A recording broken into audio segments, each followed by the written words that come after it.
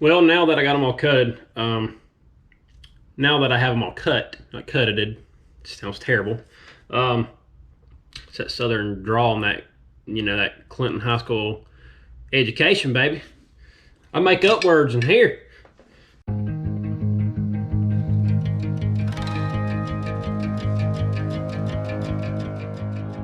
Hey y'all, I'm Alan with Working Class Hunter, and today I finally received my Maxima Red contours. I'm shooting a 350 spine. I originally bought the D Destroyers, the smaller diameter.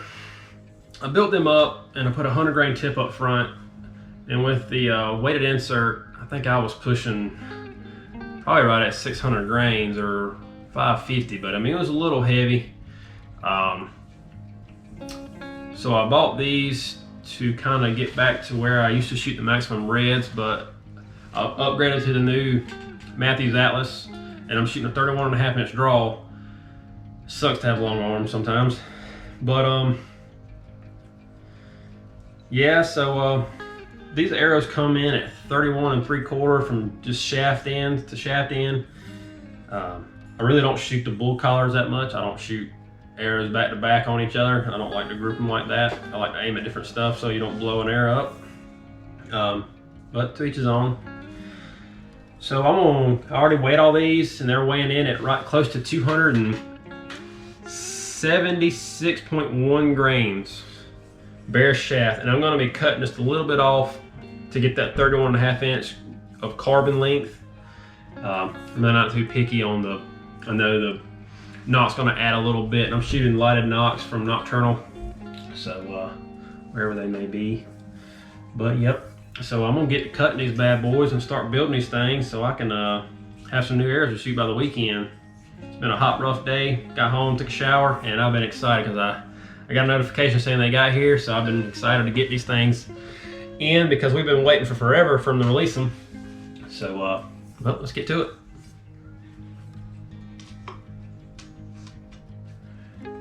Well, I had to go find some safety glasses. I try not to do this without safety glasses. I'm in the industry where safety glasses are worn 24/7, so I need to put some on and protect my eyes because this is the only two pair I got. So when I weighed those arrows bare shaft with no knock and no bull collar, and before I cut them, they're at 31 3/4 length, and I did the math at 276 grains for bare shaft without being cut yet. That's 8.7 grains per inch. So I don't know if my scale's off a little bit compared to the factory scales, but yeah. And I think they're measuring their arrows at 32. So these things come in a little short, but I mean, I don't think you're gonna get that much grain difference out of that little bit of a cut. So I'm not really a big weight guy, but like I said, I've been trying to dabble with shooting heavier arrows, but then you get more art. Shooting a little bit lighter arrows, you can kind of keep your flat trajectory. Well, now that I got everything set up, I got my little DeWalt vacuum set up on this thing, keep the dust, because if soon-to-be wife finds out I'm cutting arrows inside this house on this carpet, she can kick my tail. So, well, yeah, I'm gonna play some music, because on this saw's gonna be a little loud, and I'm gonna have a good old time with Cody Johnson. So, let's get to it.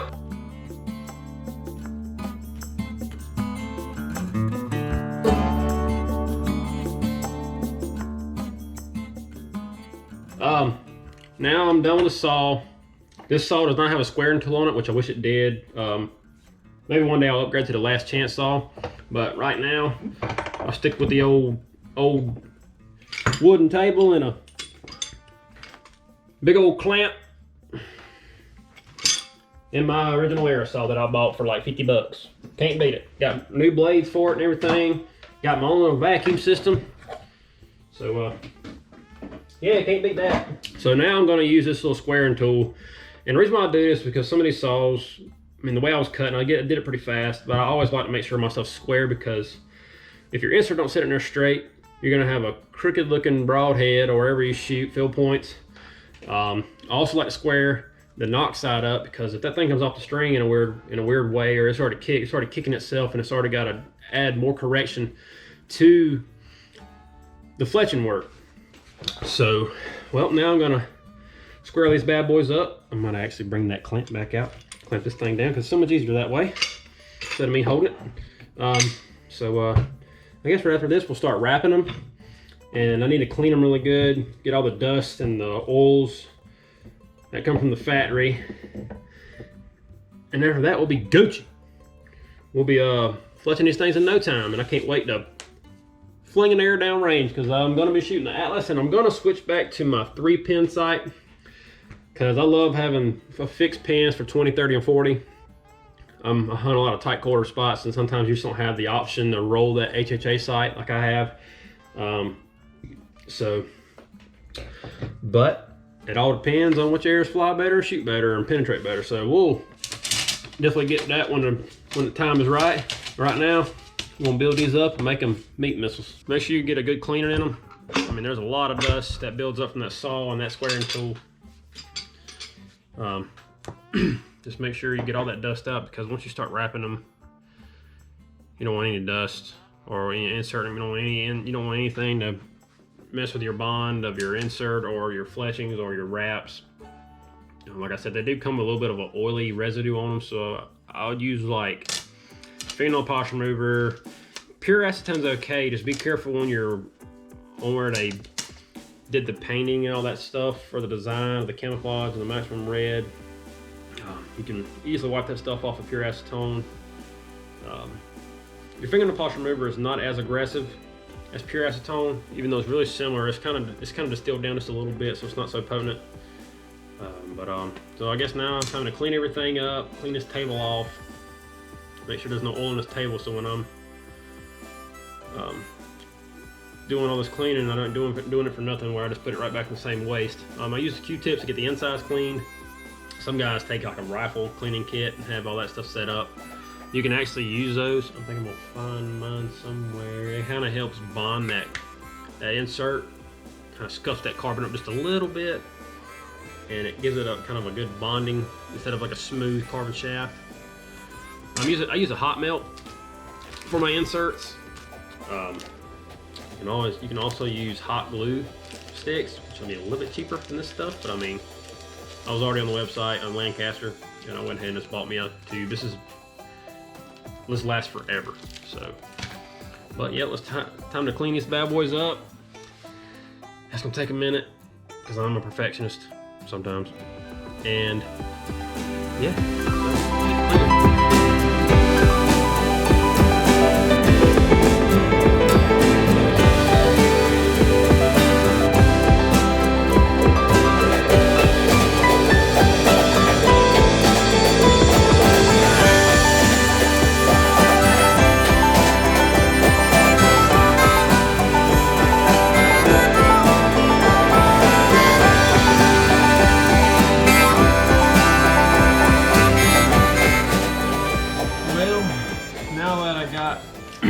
All these arrows wrapped up with my one stinger arrow wraps, I'm gonna go ahead and insert them.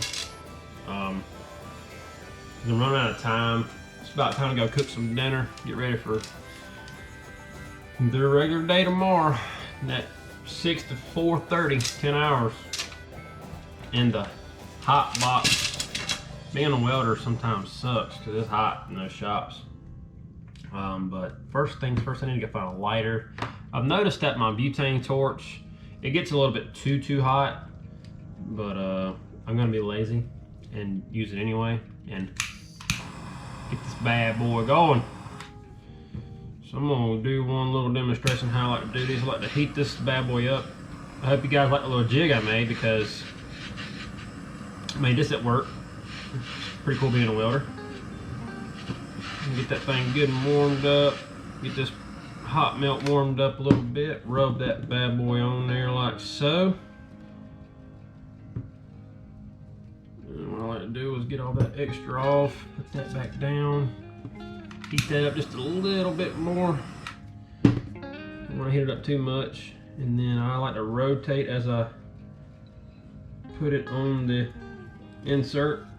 Make sure it's a good snug, twist a little bit clockwise, let it sit.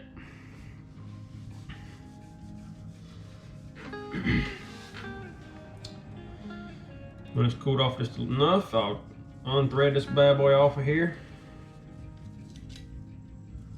Let that thing cool down for a little bit longer. And voila, just peel the end off and be done. So I'm gonna get all those done. And I'm gonna show you how I set up my last chance vein jig and start fletching these things. Hopefully, if not tonight, probably tomorrow night. But I know it's a long, boring video, but stay tuned. It's gonna get better. I'm gonna shoot them eventually. Well, it's day 2 of my arrow builds, and it was a hot one today. I was tired at work, sweated through about 3 different t-shirts today. But besides the point, we're back in the AC, doing what I love to do, and now it's time to fletch them. I took the inserts back out because I wasn't pleased of how much they weighed after being built. I kind of added some tape and stuff to each side and got my FOC down. And total build, these arrows should be right around 475, and I'm thinking I'm pushing that arrow at that weight at about 286 feet per second, which is plenty fast enough. I don't take most shots out to 45 or 50. That's about max for me for deer. I don't go out to the Midwest and hunt antelope or anything or elk right now. So white-tailed deer is what it is. So, well, I'm gonna get started, get these arrows fletched up, and time warp it. Time to get these done. And if you're using these tack vanes, make sure you get the primer pin. This stuff helps get that glue set. It's a 5-second bond, so be quick. I always do a little dab, make sure my pin's started up. Get the thing set, do just a little swipe there.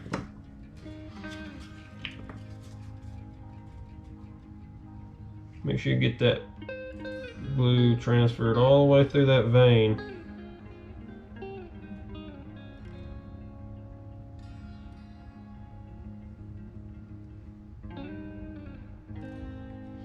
And what I'll do is I'll take my finger and just barely rub it, just like Levi Morgan shows you how to do it on his videos. Slide that bad boy on there. Give it a little pressure.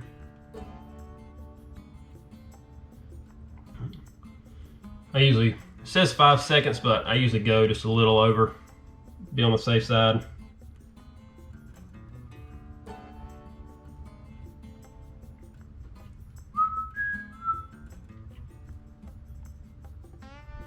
I usually hold about 20 seconds. It's probably over 20 now, but I didn't count. I don't think I can count that high. But I have got to where I really, really enjoy these veins. They are something else, man. They are really durable. Peel that off. Spin that arrow. And I'll take a Q-tip and wipe off the excess, if there is any. Just kind of helps me get a good clean look to them. I shouldn't use that old glue pen. It's got some old bad spots in it. And that's that. That's one. So I'm gonna get it going, get this thing done, and see you guys in a few. Well, y'all, I got all the arrows fletched. I did a 1 degree offset. I don't really do much more than that because I don't want this thing to be parachute effecting at the end of my yardage. I'm gonna push these out to probably 110. I just like shooting long range just to kind of get my practice up, but I will not take an animal over 50, depending on the deer and how the weather and all that stuff. Well, when I built them, I put the inserts in, and I wasn't at the weight that I wanted. I was trying to get to 475 grains. So I come up with this little idea. I wouldn't recommend this for everybody doing, but these insert weighed right at 10 to 11 grains. My broadheads are at 100, and I have so many of these raids, I'm not just gonna pass these up because I've been shooting raids for a long time. I know a lot of guys don't like mechanical broadheads, but I've never had an issue. And until I do, I will not switch because I have so many of these. But I glued a field point to the back of this insert because there was a little bit of thread left. But I grinded these inserts down at work. I grinded these field points down at work to 40 grains, which puts me at close to 150 grains up front.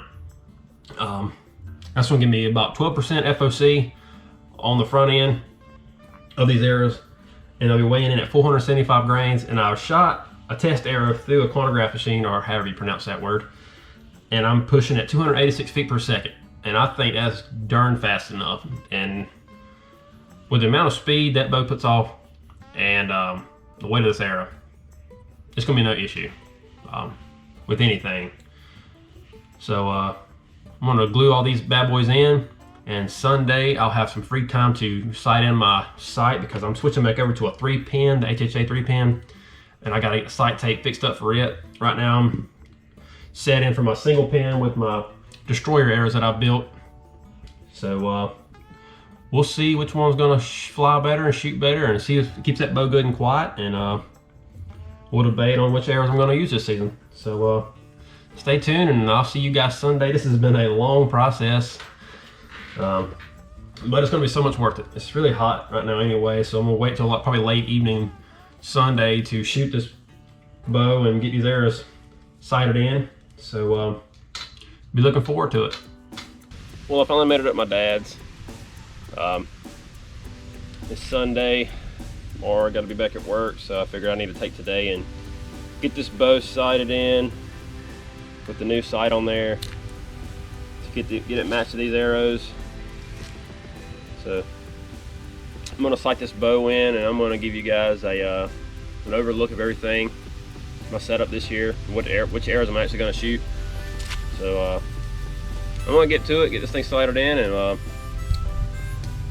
we'll see what happens.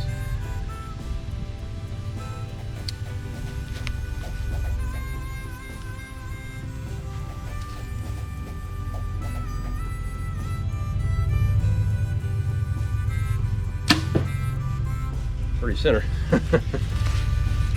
Well, it's the final chapter of this video.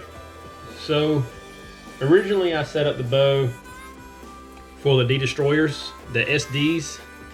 They come with the weighted insert up front. I don't know if you can see that kind of on there. So use the tack vanes 2.75s.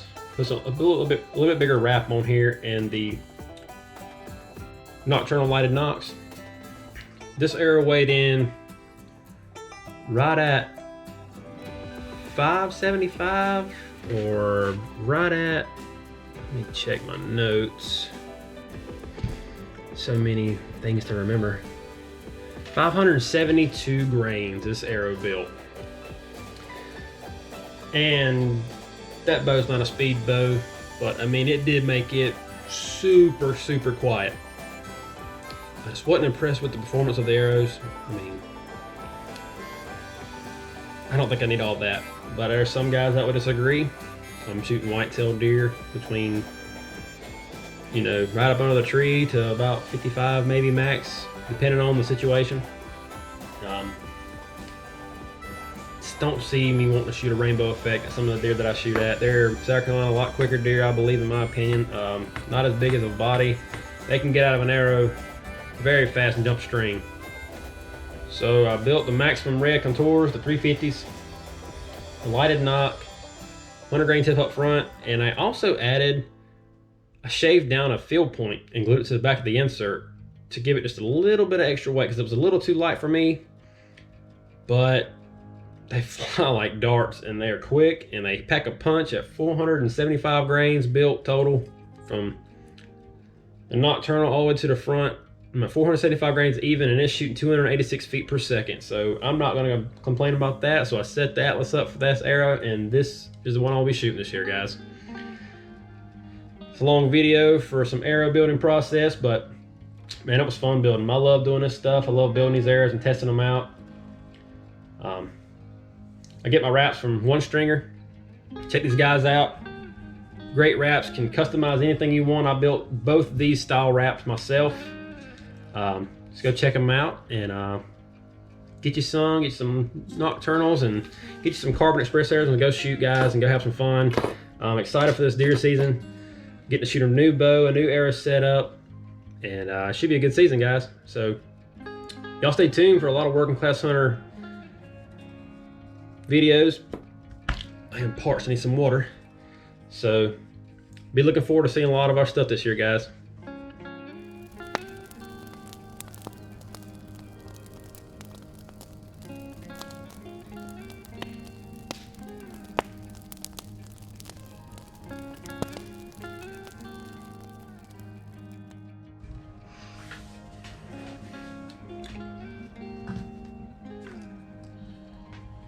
Well, I got these Q-tips out. I'm gonna clean my ears. Oh yeah, get in there. Oh yeah.